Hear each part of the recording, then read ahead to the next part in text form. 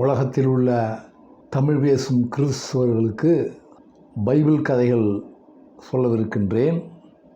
பழைய ஏற்பாட்டில் ஆதியாகமம் என்று ஒன்று இருக்கின்றது.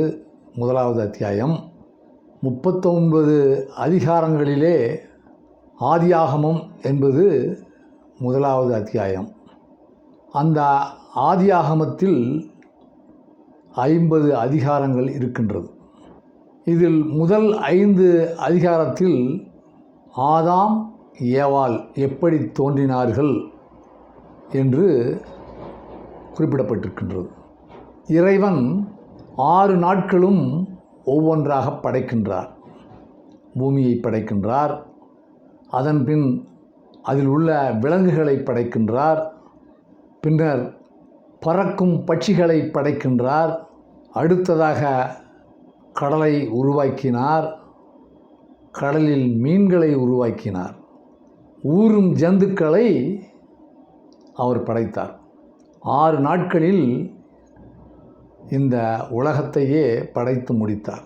7வது நாளாக ஓய்வு என்று அறிவித்தார் தேவன். இந்த 6 நாட்களில் அவர் செய்ததை அவருக்கே திருப்திகரமாக இல்லை. எனவே ஆதாம் என்ற ஒரு மனிதனை மண்ணிலிருந்து உருவாக்குகின்றார். அவன் உறங்கும் பொழுது அவனுடைய விலா எலும்பிலிருந்து ஒன்றை எடுத்து ஒரு பெண்ணை படைக்கின்றார். அதற்கு ஏவாள் என்று பெயரிடுகின்றார்கள். ஆதாம் ஏவாள் இருவரையும் அழைத்து தேவன் ஒரு கட்டளை இடுகின்றார். உங்களுக்காக படைக்கப்பட்ட இந்த தோட்டத்தின் பெயர் ஏதன். ஏதன் தோட்டத்தில் உங்களுக்கு தேவையான அனைத்தும் கிடைக்கின்றது. அவற்றை எந்த கனிகளை வேண்டுமானாலும் நீங்கள் புசிக்கலாம். உங்களுக்காக படைக்கப்பட்டவை தான் அனைத்தும். ஆனால் அதோ இருக்கும் மரத்தின் கனிகளை மட்டும் நீங்கள் புசிக்க வேண்டாம் என்று தேவன் குறிப்பிடுகின்றார். நன்மை தீமைகளை அறிந்து அதில் உள்ள குறைகளை நீங்கள் போக்கிக் கொள்ள வேண்டும் என்பதற்காக அந்த மரத்தின் கனிகளை புசிக்க வேண்டாம் என்று கூறுகின்றேன். இப்படியாக நாள் ஓடுகின்றது. ஏதன் தோட்டத்திலே ஆதாமும் ஏவாளும் சுற்றித் திரிகின்றார்கள். அப்பொழுது ஏவாள் முன் ஒரு சைத்தான் சர்ப்ப வடிவம் கொண்டு முன்னால் தோன்றுகின்றது. இந்த மரத்தின் கனிகளை நீங்கள் புசிக்க வேண்டாம் என்று கடவுள் கூறியிருப்பாரே, ஏனென்றால் நீங்கள் புசித்தால் நீங்கள் தேவருக்கு இணையாக மாறிவிடுவீர்கள் என்று தந்திரமாக பேசியது அந்த சைத்தான். பாம்பு வேடம் கொண்டு மனிதனாகிய ஏவாளின் முன்பு தோன்றி இவ்வாறு கேட்கின்றது: நீங்கள் இதை புசிக்கலாம், நன்மை தீமைகளை அறியலாம், தேவனுக்கு இணையான ஒரு நபராக மாறலாம் என்றெல்லாம் தந்திரமாக பேசுகின்றது. ஏவாள் அந்த மரத்தின் கனியை புசிக்கின்றாள். ஒரு பகுதியை தன் ஆதாமிற்கும் கொடுக்கின்றாள். ஆதாம் அதை வாங்கி புசிக்கின்றான். தன்னைத்தானே உணர்கின்றான். தேவனுக்கே ஒரு கீழ்ப்படியாமை முதல் மனிதனால் வருகின்றது. அதுவும் ஆதாம் ஏவாள் என்ற மனிதர்களின் ரூபத்திலே வருகின்றது. தேவன் அழைக்கின்றார்: ஆதாம் இங்கு வா, ஏவாள் எங்கிருக்கின்றாய், உன்னை காண முடியவில்லையே என்று கூறுகின்றார் தேவன். அதன் பின்னர் இருவரும் ஒரு மரத்தின் மறைவிலிருந்து தோன்றினார்கள். இன்றிலிருந்து நீங்கள் சபிக்கப்பட்டிருக்கிறீர்கள் என்று தேவனுடைய சொல்லுக்கே நீங்கள் கீழ்ப்படியாமை என்ற ஒன்றை உருவாக்கி இருக்கின்றீர்கள். இன்றிலிருந்து நீங்கள் உழைத்துதான் சாப்பிட வேண்டும், வேர்வை சிந்தி தான் சாப்பிட வேண்டும். இந்த ஏதன் தோட்டத்தை விட்டு நீங்கள் போகலாம் என்று இறைவன் பணிக்கின்றார்.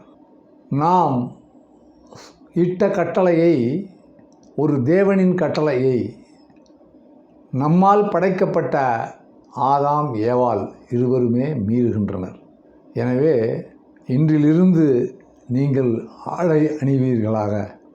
ஆடை அணிந்து உங்களது நிர்வாணத்தை போக்கிக் கொள்ள வேண்டும் என்று பணிக்கின்றார்.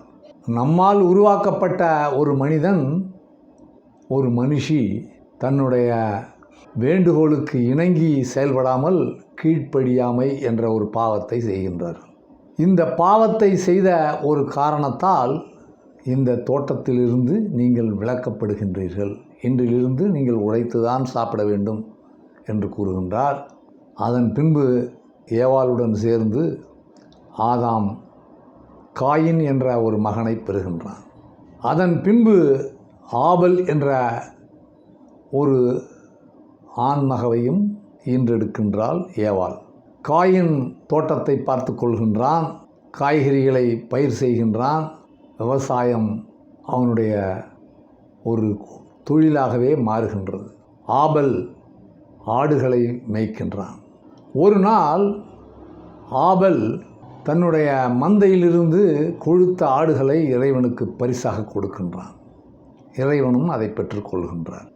உடனே காயின் என்ற மூத்த மகனுக்கு ஒரு பொறாமை ஏற்படுகின்றது.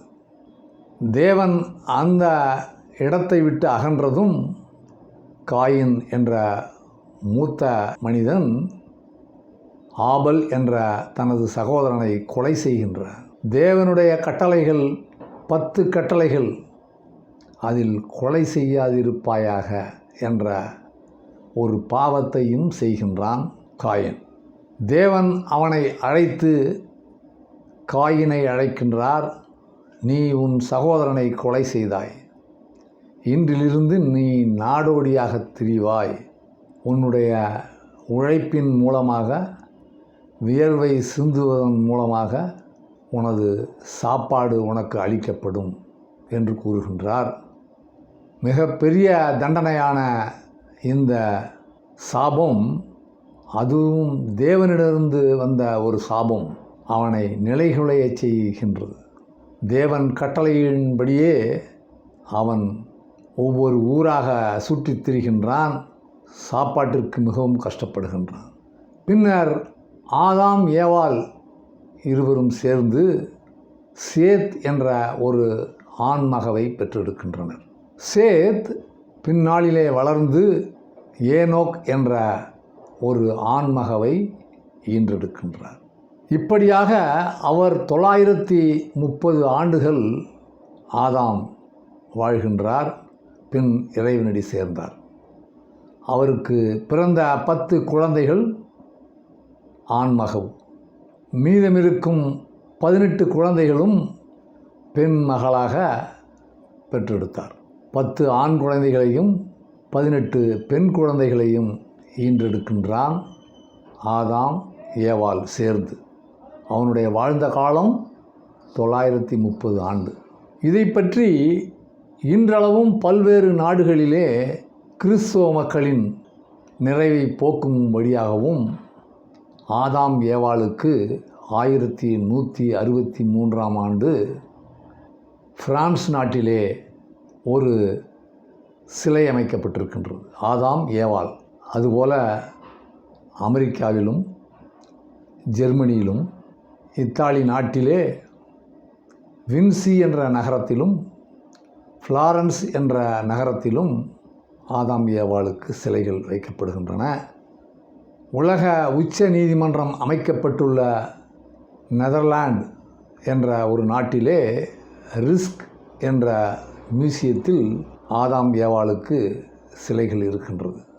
இன்னும் உங்களுக்காக பைபிள் கதைகள், குறிப்பாக பழைய ஏற்பாட்டில் நீங்கள் எல்லோரும் தெரிந்து கொள்ள வேண்டும் என்ற ஒரு நோக்கத்திற்காக ஆதியாகமம், பழைய ஏற்பாடு, இதில் உள்ள ஆதாம் ஏவாளின் சந்ததியினரான நோவாவை பற்றியும் நோவாவின் கதைகளையும் சொல்லுகின்றேன். பின்னர் ஆபிரகாம் என்பவரின் வாழ்க்கை வரலாற்றையும் கதைகளாக சொல்லவிருக்கின்றேன். நன்றி, வணக்கம்.